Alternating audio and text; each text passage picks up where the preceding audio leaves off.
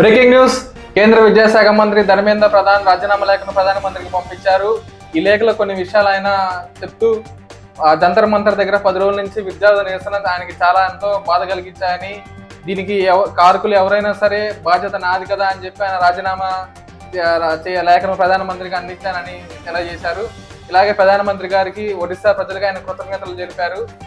ఇంత సహాయం నాకు అందించినందుకు, గత 4 దశాబ్దాలుగా విద్యారంగానికి అందిస్తున్న ఆయన సేవని మీరు గుర్తించి నాకు ఇలా మంచి పదవిని ఇచ్చారని చెప్పి ఒడిశా ప్రజలకు అలాగే ప్రధానమంత్రికి ఆయన చెప్తూ ఈ రాజీనామా లేఖ పేర్కొన్నారు.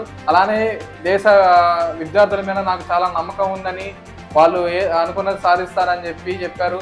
ఈ నీట్ పేపర్ లీక్ విషయం గురించి కూడా చర్చిస్తూ అది లీక్ అయింది, దాని మీద వెంటనే యాక్షన్ తీసుకోవాలని చెప్పి సిట్ని వేశానని, దాని తర్వాత మళ్ళీ ఎగ్జామ్ కండక్ట్ చేసి రిజల్ట్స్ అన్నీ వచ్చినాయని చెప్పి తెలియజేశారు.